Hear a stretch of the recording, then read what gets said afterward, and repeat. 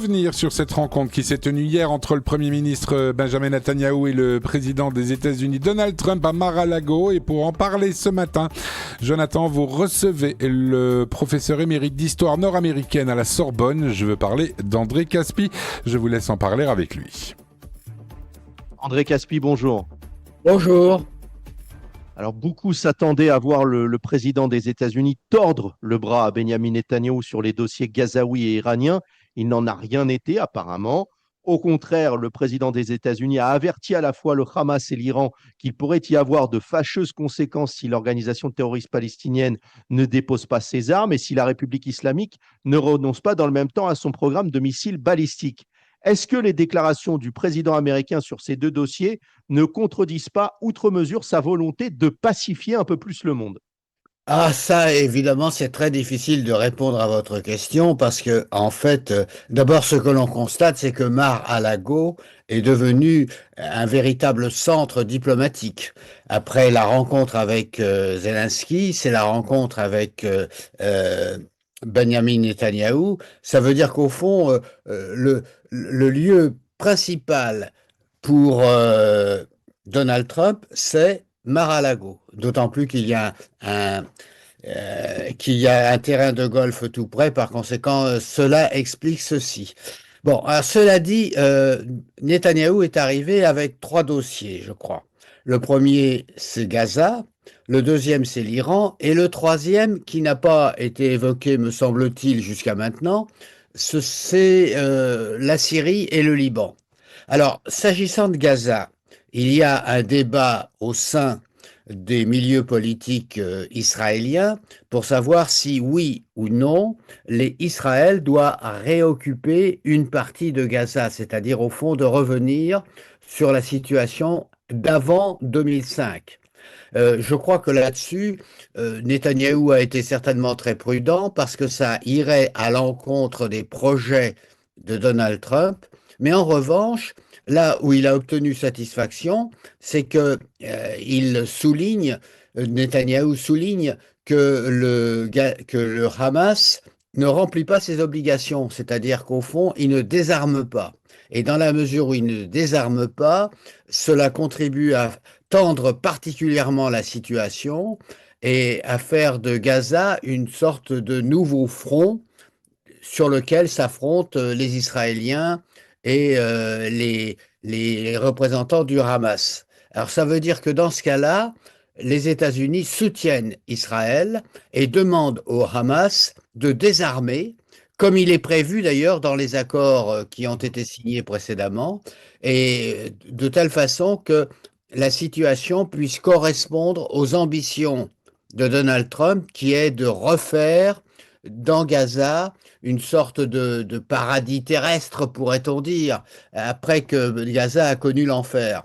Ça veut donc dire que sur ce plan-là, Netanyahou a obtenu satisfaction sans évidemment demander d'aller plus loin, car pour l'instant, ça n'est pas à l'ordre du jour. Alors, s'agissant maintenant de l'Iran, c'est très important la situation en Iran parce que actuellement, d'après les Israéliens, l'Iran est en train de reconstruire son arsenal et par conséquent de menacer de nouveau à plus ou moins long terme la sécurité d'Israël.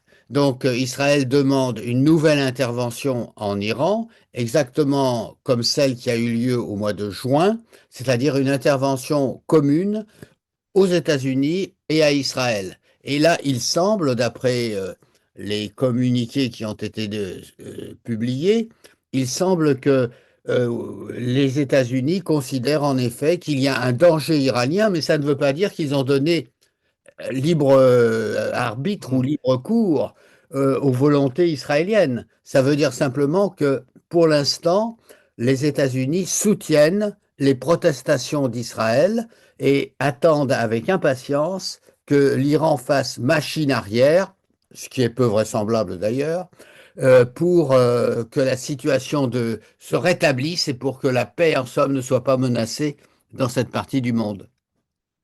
Alors, il y a un autre dossier qui reste toutefois en suspens entre les deux hommes, entre Benjamin Netanyahou et Donald Trump. c'est celui de la place de la Turquie dans la future reconstruction de Oui. la bande de Gaza et même en général dans la future redistribution des cartes du Moyen-Orient. On sent le président Trump tenter de ménager les susceptibilités de chacun. Est-ce qu'il peut continuer à adopter cette attitude avec ces deux dirigeants qui se détestent au plus haut point, on le sait, ou doit-il, selon vous, trancher en contraignant l'un et l'autre de faire des concessions? Ben, c'est une situation particulièrement délicate parce que la Turquie est un allié des États-Unis, mais d'un autre côté, c'est un adversaire potentiel de l'État d'Israël. Et c'est la raison pour laquelle les Israéliens ne veulent surtout pas que les Turcs soient présents dans la bande de Gaza, puisque d'après Jérusalem, les Turcs soutiendraient plutôt le Hamas et par conséquent, leur présence serait contre-productive pour le rétablissement de la paix. Alors, en ce qui concerne les États-Unis, il faut essayer, en somme, de convaincre la Turquie de ne pas en faire trop, et il faut rassurer aussi l'État d'Israël. Ce sont, en somme, les données de ce problème qui est extrêmement délicat, mais qui nécessite toute l'attention de Washington ou de Mar-a-Lago, puisque aujourd'hui Mar-a-Lago est devenu un Washington bis, pour que la paix ne soit pas menacée dans cette partie du monde. Il fait beau aussi à Mar-a-Lago, André. Ah bon? Il fait beau en ce moment à Mar-a-Lago. C'est Oui, peut-être mais pour ça. n'importe comment, il fait généralement très beau en Floride, sauf quand il y a éventuellement des mouvements de l'air qui sont particulièrement violents. Voilà. C'était pour la petite plaisanterie. Redevenons sérieux parce que ces sujets sont très sérieux. Ici, on le sait en Israël. Par le passé, Donald Trump a souvent laissé entendre que l'enfer s'ouvrirait sous les pieds des organisations terroristes de la région si elles n'accédaient pas à ses exigences ou ne respectaient pas les termes des accords conclus. Mais force est de constater que les États-Unis, pour le moment, refusent de s'engager de manière plus franche militairement aux côtés d'Israël. Pensez-vous que cette fois-ci, si le Hamas, le Hezbollah et même l'Iran persistent dans leur refus de collaborer avec les États-Unis et Israël, et c'est un scénario plus que probable, l'Amérique pourrait être tentée de participer plus activement militairement aux côtés d'Israël pour en finir avec ces organisations terroristes, si tant est qu'on puisse en finir avec des organisations terroristes? Vous savez, il est très difficile de prévoir les décisions de Donald Trump. Mhm. Ce que l'on peut toujours dire, c'est que Donald Trump dispose d'un certain nombre d'alliés dans cette région du monde. Les alliés, ça n'est pas seulement les Israéliens.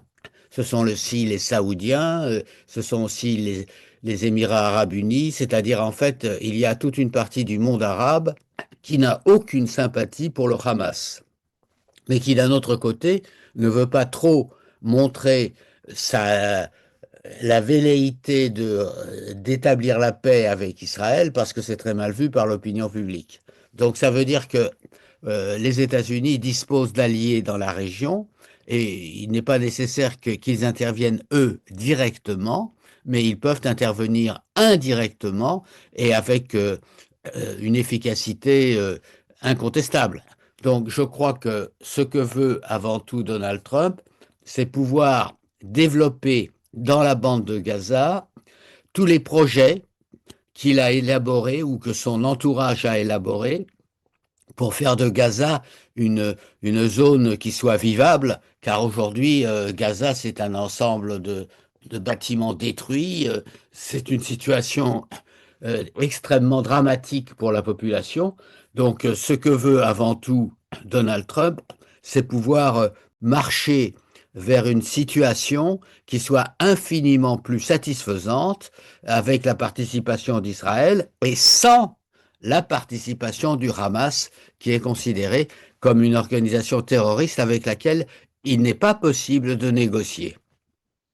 J'ai deux dernières questions, André. On sent que sur tous ces dossiers, Donald Trump joue sa crédibilité internationale. On le sent impliqué à faire respecter les accords de paix qu'il a conclus notamment avec ses équipes. Est-ce que le président américain a envisagé que tout son plan pourrait échouer face à la complexité des acteurs actuels du moment du Proche-Orient et la complexité de la situation dans la région? Écoutez, compte tenu de ce que l'on sait du caractère de Donald Trump, je ne crois pas qu'il puisse imaginer qu'il va échouer. Je crois qu'au contraire, Donald Trump est persuadé qu'il va réussir. Et qu'il va réussir sans doute peut-être au Moyen-Orient plus facilement qu'en Ukraine. Donc ça veut dire que, il continue à soutenir l'État d'Israël et plus particulièrement Netanyahou. C'est très important puisque dans l'année qui va bientôt commencer, il y aura des élections en Israël et vraisemblablement Netanyahou sera de nouveau candidat. Donc ça veut dire que là, il y a une sorte de connivence entre Netanyahou et Donald Trump. Donald Trump qui veut le rétablissement de la paix et la marche vers la prospérité. Netanyahou qui veut le rétablissement de la paix, bien sûr, mais aussi son propre maintien à la tête de la vie politique en Israël. Alors, il y a un sujet qui a été quasiment passé sous silence, c'est celui de la reconnaissance par Israël du Somaliland. Là aussi, on sent que Donald Trump est quelque peu gêné aux entournures au regard de ses alliances avec les pays musulmans du Golfe et de la région. Pensez-vous que sur ce dossier, les États-Unis vont suivre Israël et finir par reconnaître cette petite république d'Afrique de l'Est? Bah, écoutez, ça dépendra des relations entre les États-Unis et les autres États arabes. Il est évident que pour Donald Trump, le Somaliland, c'est pas la préoccupation essentielle. Alors, je ne sais même pas s'ils ont parlé du Somaliland, mais je ne serais pas étonné de l'apprendre qu'ils n'ont même pas évoqué le problème. André Caspi, je vous remercie d'avoir répondu à nos questions.